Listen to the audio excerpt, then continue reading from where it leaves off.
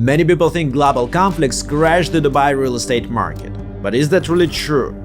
Today we're breaking down how wars like the ones in Ukraine and Iran impact prices, demand, and your real estate profits in Dubai. And by the end of this video, you'll know exactly what that means for your money in 2025 and beyond. Starting with the Syrian conflict. This was the conflict that quietly kickstarted a shift in how the wealthy across the region saw Dubai, and it planted the seeds for a trend we'll see again in future wars. Syria's war began during the 2011 Arab Spring with protests against Bashar al-Assad, and it had become a full-blown war. Assad was backed by Iran, Hezbollah, and Russia. The Free Syrian Army and other rebel groups were supported by the US, Turkey, Saudi Arabia, and Qatar. By 2019, Assad had regained control of the most of the Syria. The country rejoined the Arab League in 2023, but Western sanctions stayed in place. Then in early 2024, protests returned again. Assad lost support, and by April, he'd left to Russia. A transitional council took the power, promising reform. Soon after, the US lifted the sanctions. So let's see what this all meant for Dubai. Syria isn't right next door, but it's part of the region, just over 2,000 kilometers away. And during the war, the UAE stayed politically stable. It reopened its embassy in Damascus in 2018, unlike other Arab countries. With no income tax, strong property rights, and a dollar-linked currency, Dubai began looking like a safe place to hold wealth for Syrians, especially during such uncertain times. By 2015, the UAE had around 242,000 Syrians, and 100,000 of them had only arrived after the war began, which means that almost as many Syrians came in just 5 years as had moved there over the decades before the war. And by mid-2015, Syrians ranked third in the Dubai stock market, with trades worth over $1.8 billion. But they weren't just investing in Dubai.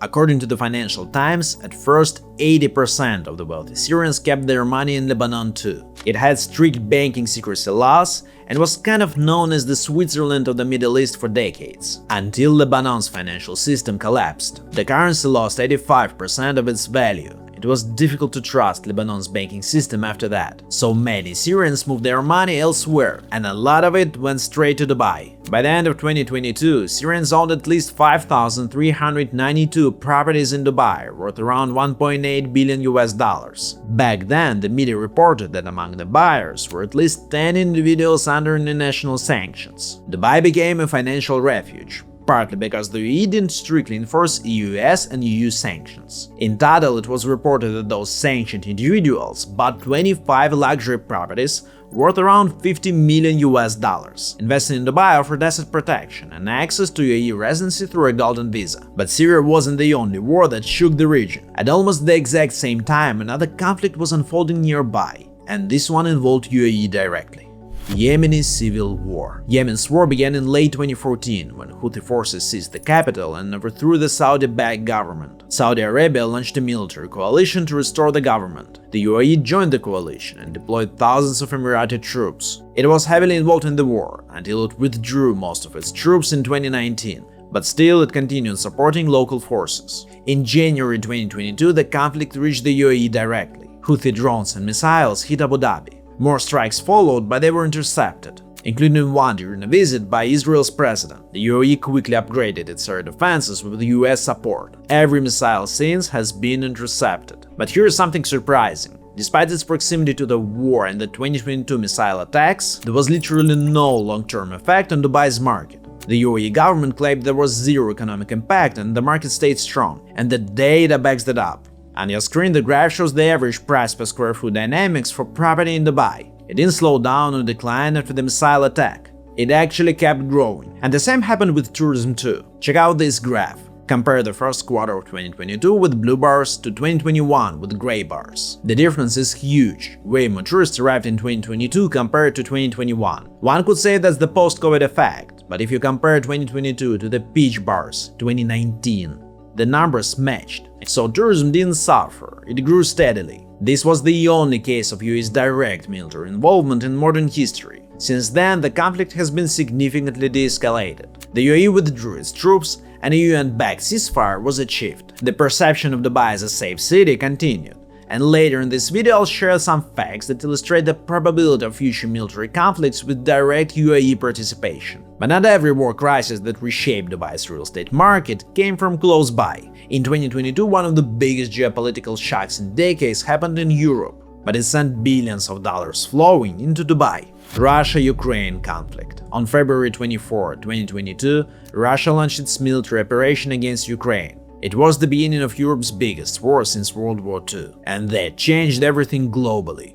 The Western nations wanted to isolate Russia, so they imposed sanctions. Russian banks were cut off from the global systems, over $30 billion in assets of Russian individuals have been frozen by the West, and many businessmen and politicians were sanctioned. But not just Russian oligarchs were hurt, even people with no connection to the Russian government had their money frozen. This is Yevgeny Chichvarkin. He fled Russia more than 15 years ago because of politically motivated criminal charges. He now resides in London, openly criticizes the Russian government, and actively supports Ukraine. Even his money in a Swiss bank was frozen, and Switzerland has been considered politically neutral for centuries. But the situation in Dubai was quite different. The UAE didn't participate in sanctions against Russia. Russians could fly in, open bank accounts, and buy property. It became a rare city still open to Russian capital, with no income tax, no political instability, and no public backlash. Because of that, a lot of Russian capital moved into Dubai, especially into real estate. Between July and September 2022 alone, the Washington Post found that 277,000 Russians arrived in the UAE. That's more than triple the pre-war level. In just 1 year, the EU Tax Observatory estimated that Russians spent $6.3 billion on Dubai real estate. And that never stopped. By 2024, Russians were among the top 5 buyers in Dubai. This wasn't a one-time influx of money, it created a long-term trend. Western corporations like Google, JP Morgan, BCG, and many others moved their staff from Moscow to Dubai, and airlines opened new flight routes between the countries. And this relocation of capital isn't temporary. Even if the Western sanctions ended tomorrow, the trust is already broken. For many wealthy Russians, European banks no longer feel safe, and Dubai now looks like a long-term financial refuge. But this wasn't just a haven for Russians. Tens of thousands of Ukrainians also came to the UAE. By early 2024, it was reported that there were around 30,000 Ukrainians with residency, and perhaps 100,000 more on temporary visas. If you are watching this because you are trying to time an investment into the Dubai property market, or if you are not sure which property will survive the global shocks, let us help you. Right now, we're assisting hundreds of international buyers in acquiring properties that are the best investments at this market phase and that will thrive even during crisis. So if you're ready to talk investment strategy, hit the link below, scan the QR code, or message us on WhatsApp to book a free consultation. So far, we've seen how wars in Europe and across the Arab world have had a surprisingly positive effect on Dubai's market. But one of the most consistent sources of regional tension and investor reaction has come from one area. Next, we'll look at what Israel's conflicts have meant for Dubai. In a few minutes, I'll dive into the consequences of Israel versus Iran on Dubai's market. But before that, let's look at other regional conflicts that involved Israel. Israel has had several wars with Hamas, and the conflict in Gaza is still ongoing. It also has a long-lasting conflict with Hezbollah in Lebanon, with a recent escalation in 2024, and coordinates attacks on Syrian territory. But what this means for Dubai? Given the long history of conflicts, one might find it surprising that Israelis are also investing in UAE properties. After the Abraham Accords in 2020, the UAE and Israel entered into a diplomatic relationship, and soon Israeli buyers were coming to Dubai. Property prices were here about 50% cheaper than in Tel Aviv, and many Israelis saw it as a safe market with high returns on investment and started acquiring properties here. According to Reuters, by 2023, trade between the two countries hit $3 billion. Dubai's banks and free zones signed partnership deals with Israeli institutions. Ports like Jebel Ali explored projects in Israel, and green energy partnerships were launched. But when the October 2023 Gaza war reignited political tensions, the UAE made its position clear. It condemned the violence, especially the suffering of the civilians. But as the UAE trade minister said, we don't mix politics with trade. The country kept all its trade deals with Israel, including a major free trade agreement signed just months earlier. Meanwhile, there was a different conflict-affected community entering the Dubai market too. About 90,000 Lebanese now live in the UAE, according to The National. Possibly even closer to 200,000 if you count dual citizens. That's up to 4% of the Lebanon's total population. Reports suggest that Lebanese investors were Dubai's second biggest Arab investor cohort in 2024, $4.6 billion worth of real estate deals. As we've seen so far, conflicts have typically pushed people and investment towards Dubai.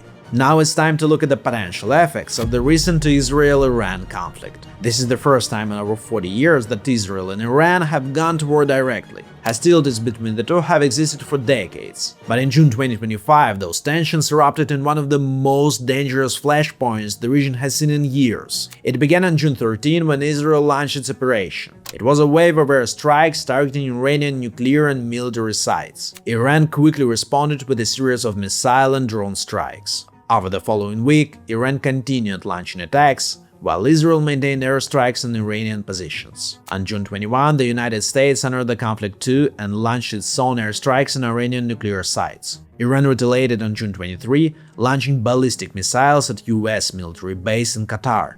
It seemed that the conflict has reached a dangerous turning point. But as we all know, things ended up pretty quickly. Parties have reached a ceasefire and now things are back to normal. But for the purposes of this video, we're interested in two questions. First, how did Dubai real estate market respond to the conflict? Second, what should we expect going forward? Here are three main consequences we saw when the conflict was evolving.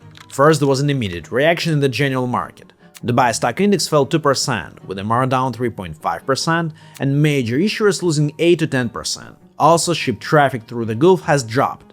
The number of ships entering has fallen by roughly 30%. Flight routes became longer and more expensive due to airspace closure. All of that generally has a negative impact on the investment climate and isn't helping attract foreign capital. Second, those unfamiliar with the UAE's geopolitical status temporarily paused their investment activity in the region. We had clients that decided to put things on hold until the situation is more predictable. Now, some of them are making the investments they postponed.